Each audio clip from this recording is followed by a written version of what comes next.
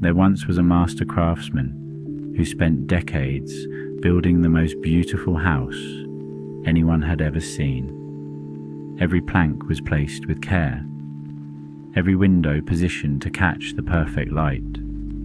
Visitors would travel from distant lands just to stand before its magnificent walls and marvel at what human hands could create. The craftsman lived in this house for many years, proud of his creation, content in the rooms he had so carefully designed. But as seasons passed and storms came and went, he began to notice things. A draft that whispered through walls he thought were solid. Shadows that fell in corners where he had once planned for light to dance. Rooms that no longer fit the person he had become. One morning, the craftsman stood in his doorway and saw his house with new eyes. It was still beautiful, undeniably so. Others still praised its construction, still pointed to its strong foundation and elegant lines. But he could feel it in his bones. This house, perfect as it seemed to everyone else, no longer served the person he was becoming. His neighbors were horrified when he picked up his tools again. "Why would you change something so perfect?" they asked. "Why tear down what has taken you so long to build?"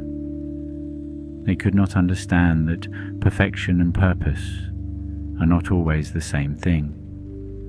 They could not see that sometimes the strongest walls become the very barriers that keep us from growing.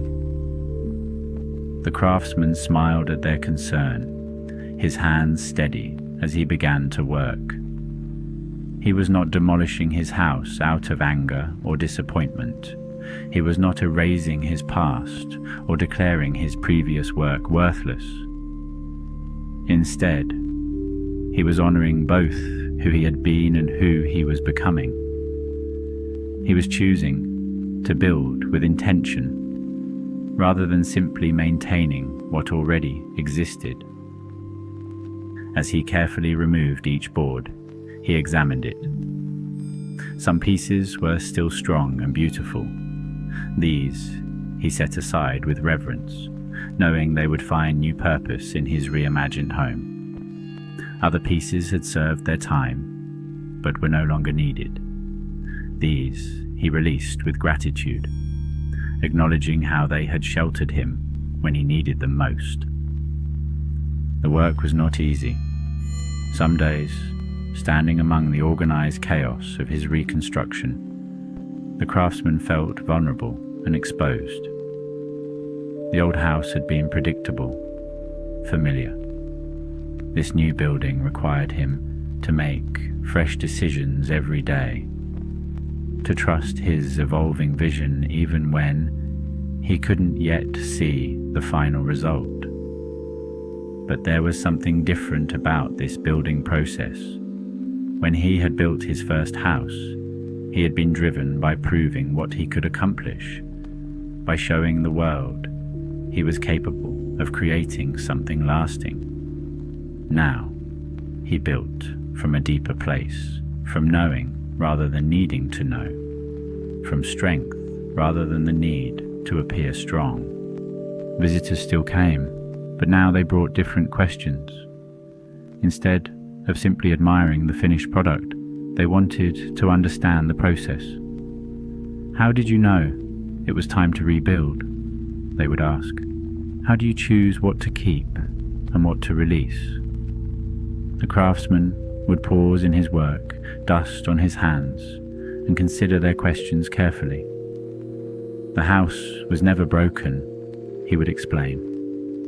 "But I was no longer the same person who had built it. The house served its purpose perfectly. It taught me what I was capable of creating. But now I know not just what I can build, but what I want to build." As the seasons turned, the new house began to take shape. It incorporated the best elements of the original design, but with spaces the craftsman had never dared to imagine before. There were rooms for solitude and rooms for gathering, windows positioned, not just for beauty, but for the specific quality of light he had learned he needed to thrive. The foundation was deeper now, built on bedrock the craftsman had discovered only by digging beneath what he thought was already solid ground. The walls were both stronger and more flexible, designed to weather storms, while still allowing for future growth and change. Some visitors preferred the original house they remembered from stories. They spoke wistfully of its familiar comfort. The craftsman listened with kindness, understanding that his old house had meant something to them too, had perhaps inspired their own building projects. But he did not build for the comfort of those who would only visit. He built for the person who would live within these walls every day, who would wake each morning surrounded by the evidence of conscious choice rather than inherited pattern. The day came when the craftsman set down his tools and stepped back to survey his work. The house was complete, though he knew now that completion was not a permanent state, but a moment of satisfaction before the next phase of growth would inevitably arrive. He walked through each room, touching walls he had built not once, but twice, first from necessity, then from wisdom. The house felt both entirely new and deeply familiar, like coming home to a place he had always been, traveling toward, but had never seen. That evening, as golden light streamed through windows, positioned with hard-earned knowledge of exactly where the sun would fall, the craftsman understood something profound. His turning point had not been about admitting failure or starting over from emptiness. His turning point had been recognizing that he was finally strong enough to hold both his history and his vision.